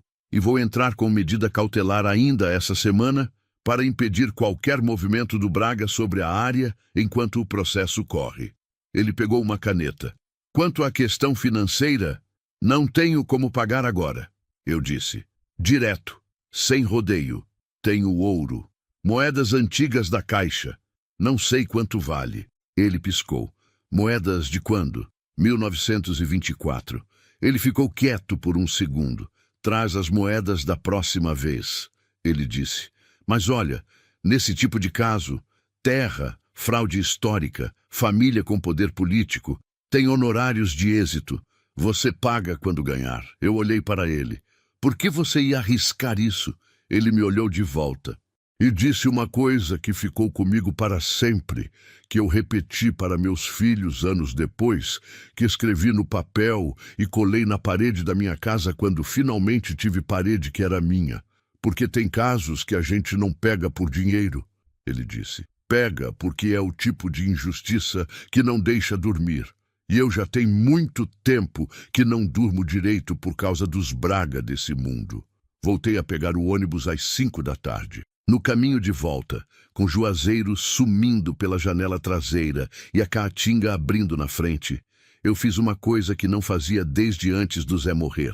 Comi. Abri a marmita da Dona Filó, o beiju ainda mole no meio, o queijo coalho firme e salgado, e comi com aquela fome real de quem esteve sem fome por semanas. Não porque não estava com fome, mas porque tristeza profunda faz comida perder o gosto, faz o ato de comer parecer detalhe irrelevante quando o mundo está desabando. A comida tinha gosto de beiju de Dona Filó, que era diferente de todo o beiju do mundo, porque ela colocava um pouco de manteiga de garrafa antes de dobrar, aquele segredo pequeno que fazia toda a diferença. Tinha gosto de amanhã, e eu comi tudo. Olhei pela janela para a caatinga que passava, aquela vegetação que o mundo inteiro chama de seca e árida e pobre, e que quem conhece de verdade sabe que é exatamente o contrário. É a vegetação mais resistente que existe, que guarda água onde parece não ter, que floresce em época que ninguém espera, que quando a chuva vem, explode de verde de um jeito que parece milagre, mas é só a natureza cumprindo o que sempre soube fazer. Eu olhei para a caatinga e me reconheci. E pela primeira vez em muito tempo, isso não me deu tristeza, me deu orgulho. Fim do capítulo 5. O capítulo 6, o capítulo final, a transformação, a vitória e a mensagem, está pronto. É só pedir. Continue 12, Ibero 4, capítulo 6. A terra que sempre foi nossa. A justiça não chegou de uma vez. Ela nunca chega de uma vez. Chega como chuva no sertão. Você espera tanto tempo que começa a achar que não vai mais vir, que o céu secou por dentro igual a terra, que a promessa de água era só ilusão de quem está com muita sede. E então começa. Primeiro, uma garoa fina, que você quase não acredita. Depois mais ainda, até que um dia você está de pé na chuva encharcada e rindo sem querer, porque o corpo lembrou antes da cabeça que isso era possível. Foi assim. A medida cautelar que o Dr. Marcos entrou na primeira semana impediu qualquer movimentação do Coronel Braga sobre a área da cabana, enquanto o processo corria. Eu soube disso por ligação, na casa de Dona Filó, no único telefone que tinha por quilômetros, um aparelho de parede verde musgo que ela atendia como se fosse visita importante, com cerimônia. Tá garantido por enquanto, Marcos disse. Mas prepare-se. Ele vai reagir. Reagiu. Na semana seguinte, o advogado do Coronel Braga, um homem de cidade grande com processo impresso em papel brilhante e argumento enrolado em palavras grandes, entrou com contestação tentando invalidar a escritura de 1931 por suposta irregularidade na cadeia de transmissão do imóvel. 2 meses depois, Marcos respondeu com laudo de perito grafotécnico confirmando a autenticidade da assinatura de Cipriano Alves Barros e do tabelião da época. O coronel mandou o filho Rodrigo me encontrar na estrada um dia, quando eu voltava do mercadinho com os meninos. Rodrigo parou o carro, desceu, ficou parado na beirada da estrada com aquela postura de homem que está acostumado a intimidar e está confuso porque não está funcionando. Minha família pode fazer sua vida muito difícil por aqui, ele disse. Eu olhei para ele. Olhei para o Pedro do meu lado, que tinha crescido um palmo desde tudo isso começar, e estava me olhando com aquele olhar de menino que está aprendendo em tempo real o que é ser homem ou não ser. Já foi, eu disse para Rodrigo. E eu ainda estou aqui. Entrei no caminho de volta para a cabana, sem olhar para trás. Ouvi o carro do Rodrigo ficar parado por um momento. Depois, o som do motor sumindo na estrada. Naqueles meses, eu trabalhei, porque processo corre, mas filho come todo dia. Comecei lavando roupa para 3 famílias da região. Acordo feito por Dona Filó, que tinha rede de conhecimento construída em 80 anos de existência e usava esse conhecimento como recurso, como patrimônio, com aquela generosidade calculada de quem sabe que ajuda dada com sabedoria multiplica, e ajuda dada sem critério se perde. Depois, quando o Dr. Marcos conseguiu que eu permanecesse oficialmente na cabana durante o processo, eu plantei. A terra ao redor da cabana era seca, mas não era morta. Terra morta não existe no sertão. Existe terra com sede, terra esperando, terra que dorme e acorda quando alguém tem paciência de ficar. Eu tinha paciência. Plantei feijão de corda primeiro, porque feijão de corda aguenta a seca melhor do que a maioria das coisas vivas que eu conheço. Depois milho. Depois uma horta pequena nos fundos, com coentro e cebolinha e um pé de pimenta que o Zé sempre quis ter e nunca teve. Eu plantei por ele, naquele jeito silencioso de homenagem que não precisa de cerimônia. Ana me ajudava de manhã antes da escola. Pedro me ajudava de tarde. Lucas ficava perto, ainda pequeno demais para trabalho, mas grande o suficiente para companhia. E companhia tem valor que não se mede em produtividade. Aos domingos, Dona Filó vinha. Sentava na cadeira, na frente da cabana, avental de chita, coque branco, chá na mão, e ficava olhando a horta com aquela expressão de quem vê coisa certa acontecendo no lugar certo. Não falava muito nesses domingos, mas a presença dela era um tipo de linguagem que eu aprendi a ler. O processo durou 1 ano e 8 meses. Não 2 anos, como Marcos tinha previsto. 1 ano e 8 meses, porque o perito do cartório encontrou nos arquivos originais municipais o registro duplicado, a escritura de 1931 de José Aurélio Carvalho, e arquivado do lado a tentativa frustrada de Benedito Braga de incluir aquela faixa de terra no processo de 1938. Tentativa que havia sido negada pelo tabelião da época. O mesmo tabelião que o cunhado de Benedito Braga tinha no bolso para a propriedade principal, mas que naquela faixa específica, por alguma razão que nunca ficou completamente clara, tinha se recusado a assinar. Talvez tivesse limite, talvez soubesse que aquela parte não era para ser tocada. Talvez fosse simplesmente um homem que teve um momento de decência num dia específico, e esse momento de decência durou 80 anos dentro de um arquivo. Às vezes é assim que a história funciona. Um momento de decência de um homem que morreu faz muito tempo sendo o fio que salva a vida de gente que nem tinha nascido ainda quando ele segurou a caneta e disse não. A sentença chegou numa terça-feira de setembro. Marcos ligou às 8 da manhã. Eu estava no quintal, com as mãos no feijão, colhendo a segunda safra, aquela satisfação física e real de puxar vagem da planta que você mesmo colocou na terra e regou e esperou. Maria, ele disse. E o jeito que ele disse meu nome me disse antes de qualquer outra palavra. Ganhou. Eu não disse nada. Fiquei parada com a vagem na mão. Os 200 alqueires são seus. A sentença reconhece a escritura de 1931 como legítima, reconhece José Aurélio Carvalho como proprietário original e, por sucessão, reconhece você e seus filhos como herdeiros legítimos. Uma pausa. O Braga pode recorrer. Provavelmente vai recorrer, mas a cautelar se mantém. Você continua na terra e a tendência... Marcos, eu interrompi. Sim, obrigada. Silêncio de 1 segundo. Você fez o trabalho difícil, ele disse. Eu só usei o papel que você achou. Desliguei.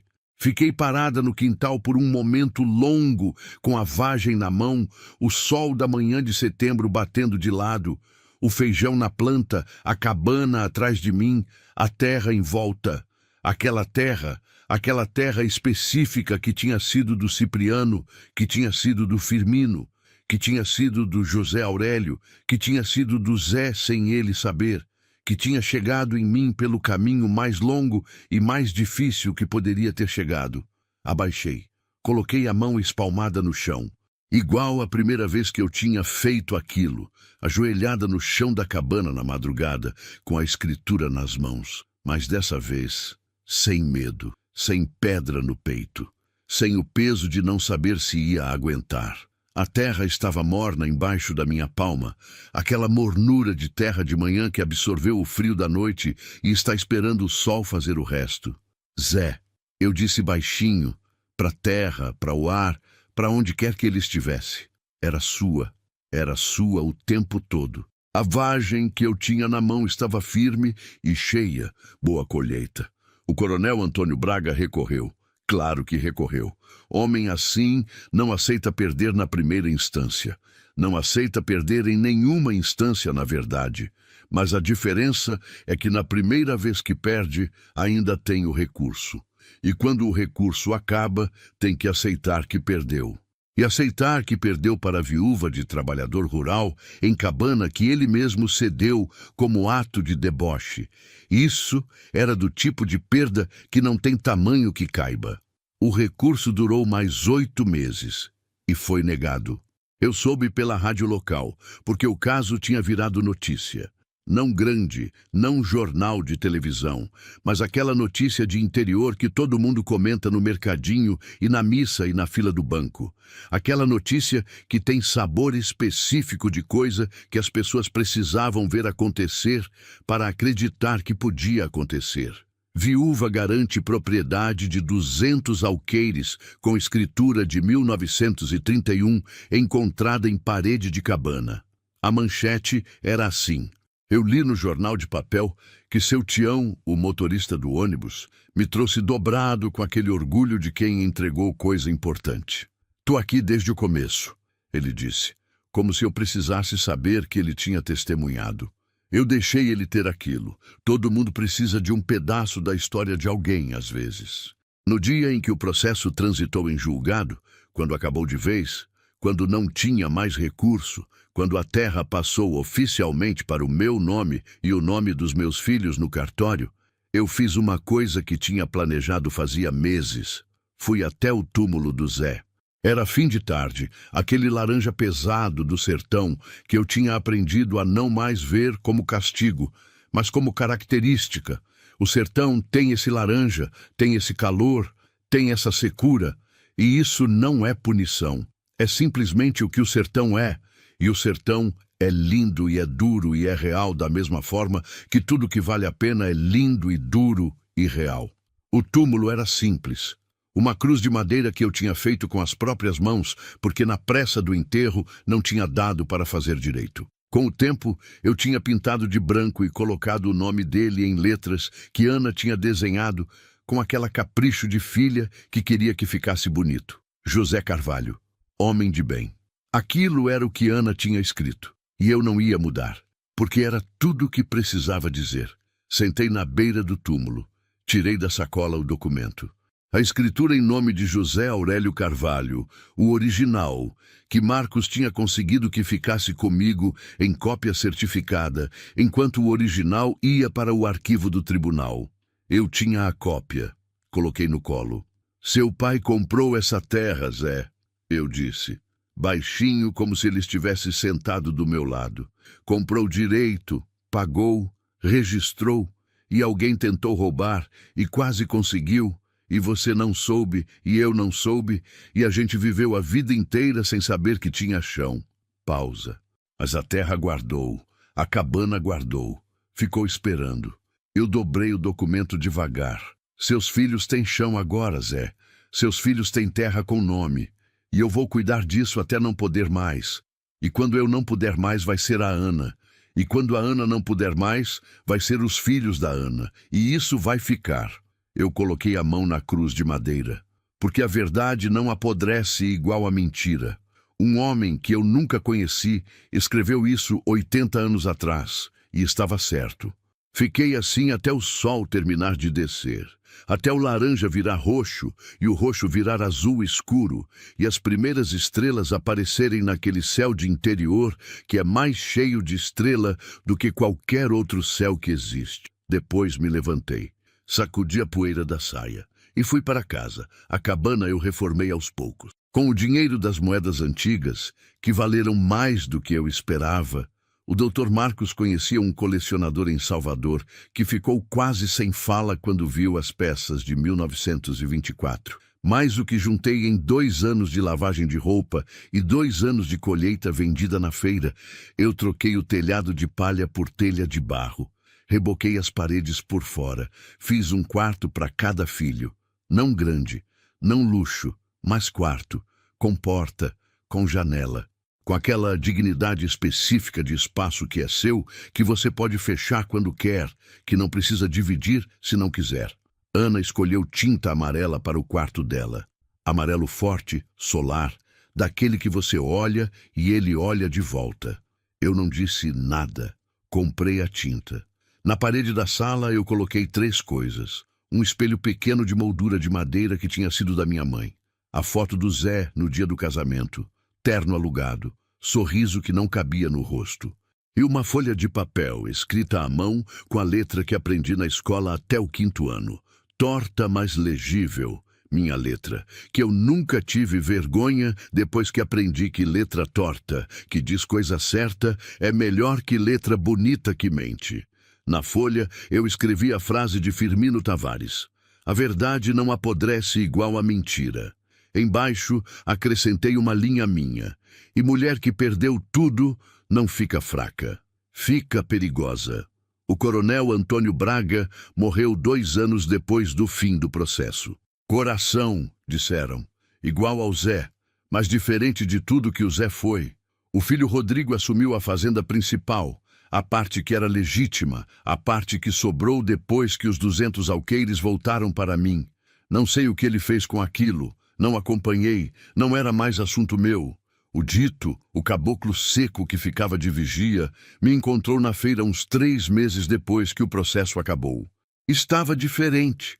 Menor, de alguma forma, como gente fica quando o poder de quem mandava neles vai embora. Ele ficou parado na minha frente por 1 segundo. Não tinha escolha, Dona Maria. Ele disse, você sabe como é. Eu olhei para ele. Eu sabia como era. Sabia muito bem como era ser pequeno demais para dizer não para quem manda. Sabia o peso daquilo, o custo daquilo, aquela humilhação específica de engolir porque não tem opção. Sei, eu disse, e fui embora. Não era perdão completo, não era raiva guardada. Era aquele ponto do meio que a vida ensina quando você madura de verdade, que a maioria das pessoas que faz coisa errada não é monstro, é gente com medo e sem opção percebida. E isso não torna o erro menor, mas torna o ódio dispensável. Ódio pesava. Eu já tinha carregado peso suficiente. Dona Filó morreu no inverno do 3º ano. Morreu como viveu, sem alarde, sem drama. Acordou numa manhã e simplesmente não acordou mais, com aquela dignidade de quem decidiu sair antes que o corpo pedisse demais. Eu fui a primeira a chegar quando a vizinha deu o aviso. Fiquei de mão dada com ela por um tempo, já fria, já em paz, com aquela expressão que os mortos às vezes têm de quem terminou uma tarefa e pode descansar. Ela não tinha filhos, tinha deixado um papel com o nome de um sobrinho distante em Petrolina para os pertences. Mas tinha deixado também, na gaveta com a chave do pescoço dela, que eu encontrei porque ela uma vez me mostrou onde ficava, um gesto que eu só entendi naquele momento. Um papel dobrado com o meu nome na frente. Abri.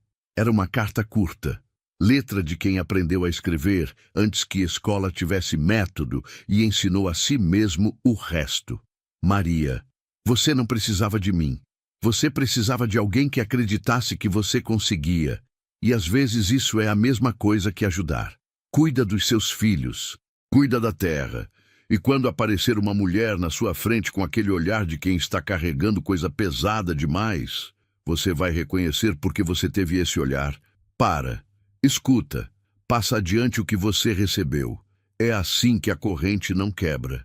Filó, dobrei a carta, guardei no bolso do avental e sentei do lado dela mais um pouco, em silêncio, com aquele silêncio de despedida que não precisa de palavra, porque a pessoa que foi já sabe tudo o que você queria dizer. Hoje eu estou de pé na varanda da minha casa, porque é minha, tem escritura, tem nome, tem chão com raiz. Com o café que eu mesmo plantei na área nova que abri no 2º ano, café que o Zé sempre quis tentar, e eu tentei por ele, e deu certo, como as coisas dão certo quando você planta com intenção e rega com trabalho. O sol está nascendo, aquele laranja que eu aprendi a amar. Ana tem 18 anos agora e está estudando para o Enem, quer ser advogada. Ela mesma disse, depois de tudo o que aconteceu, com aquela decisão direta dela que é do Zé e é dela. Quero ser do tipo que ajuda gente como a gente. Eu ouvi aquilo. e precisei virar o rosto para ela não ver o que aconteceu nos meus olhos. Pedro tem 15, alto igual ao pai, com aquela mesma teimosia mansa de rio de planície que vai para onde decide e não volta. Está aprendendo a mexer com a terra de um jeito que me orgulha toda vez que eu vejo. Não porque eu mandei, mas porque ele quis. Porque sentiu que era dele, que essa terra é a extensão de algo que está dentro dele também. Lucas tem 12, curioso, falante, cheio de perguntas sobre tudo. Perguntou uma vez, sem cerimônia de criança que não sabe que a pergunta é grande. Mãe, você teve medo de verdade naquela noite com o fósforo? Eu pensei. Tive, eu disse. E fez mesmo assim? E fiz mesmo assim. Ele ficou pensando. É isso então, ele disse. Coragem não é não ter medo, é fazer mesmo com medo. 12 anos. Às vezes eu acho que filho ensina mais do que aprende. Tem coisas que eu carrego ainda. Não vou mentir dizendo que sarei de tudo, que o Zé não faz falta, que não tem noite que eu deito, e o lado da cama ainda parece grande demais. Tem. Vai ter sempre. Algumas perdas não fecham, elas só mudam de tamanho. Ficam menores não porque doem menos, mas porque você fica maior ao redor delas, e a proporção muda, e um dia você percebe que está carregando a saudade sem que ela carregue você. Ainda engulo o choro às vezes. Ainda acordo às 3 da manhã com o peito pesado às vezes. Ainda tenho dias que a pedra volta. Mas a pedra não para o mundo mais. A pedra eu carrego e continuo andando. Porque aprendi que não é a ausência de peso que define quem a gente é. É o que a gente faz com ele. O que eu aprendi, eu quero passar adiante. Não porque sou mais forte do que ninguém. Não sou. Sou mulher que teve medo toda hora e fez assim mesmo toda hora. E a diferença entre essas duas coisas, ter medo e fazer assim mesmo, é exatamente o que separa quem para de quem continua. Aprendi que silêncio pode ser arma quando usado com intenção. Que observar antes de reagir não é fraqueza, é estratégia. Que o corpo cansado aguenta mais do que o corpo pensa que aguenta quando há razão suficiente para aguentar. Aprendi que humilhação só tem o tamanho que você empresta a ela. Que o Coronel Braga podia me tirar da casa, podia me mandar para a cabana abandonada, podia me olhar de cima com aquele sorriso de canto de boca. Mas não podia me tirar o que eu era. Não existe riqueza nem poder, nem caminhão com homem no estribo que consegue tirar de você aquilo que você é por dentro, a não ser que você deixe. Aprendi que ajuda vem de onde a gente não espera, e vem para quem está de pé quando ela chega. Porque Dona Filó estava esperando há décadas, mas estava esperando alguém que chegasse caminhando, não alguém que chegasse rastejando. Aprendi que filho te ensina coragem sem querer. Que olhar nos olhos de criança com fome é o combustível mais eficiente que existe. Que amor de mãe não é emoção, é decisão, é ação, é levantar do chão quando o joelho está doendo e o coração está partido, e fazer o café porque tem filho que acorda com fome. Aprendi que a terra guarda o que é seu, que a verdade guarda o que é certo. Que o tempo não apaga o que foi feito com intenção boa, nem a escritura de José Aurélio na parede, nem a carta de Firmino para o filho, nem o papel de Dona Filó na gaveta com a chave no pescoço. As coisas certas ficam, mesmo quando tudo parece que vai embora. Mesmo quando o último grão de arroz cai no chão e você fica olhando para ele de joelhos e sente vontade de parar. Mesmo assim, fica. O sol terminou de nascer. O café está pronto. A terra está lá, estendida na minha frente, aquele vermelho tijolo do sertão que é cor de resistência, que é cor de raiz, que é cor de tudo que fica quando o que é falso vai embora. Eu coloco as mãos na madeira da varanda, olho para tudo isso que é meu, que sempre foi meu, que só precisava que alguém ficasse para encontrar. E penso no Zé, naquele terno alugado, naquele sorriso que não cabia no rosto. E penso em Firmino Tavares, que escreveu uma carta para o filho em 1938, acreditando que a verdade resistiria. E penso em Dona Filó, que esperou décadas com um papel dobrado numa gaveta, porque sabia que ia aparecer alguém. E penso em todas as mulheres que vieram antes de mim e não tiveram o papel na parede, não tiveram o advogado, não tiveram a sentença favorável, mas ficaram assim mesmo, mas plantaram assim mesmo, mas passaram adiante assim mesmo. E são elas, essas mulheres sem nome em livro nenhum, que fizeram o chão que eu estou pisando hoje. Eu estou aqui por causa delas, meus filhos estão aqui por causa de mim, e os filhos dos filhos deles vão estar aqui por causa de todos nós. É assim que a corrente não quebra, é assim que a terra fica, é assim que a gente fica. Meu nome é Maria, sou viúva, sou mãe, sou filha de quem ficou antes de mim. Sou a terra que me recebeu de volta, e não fui destruída, fui encontrada. Fim.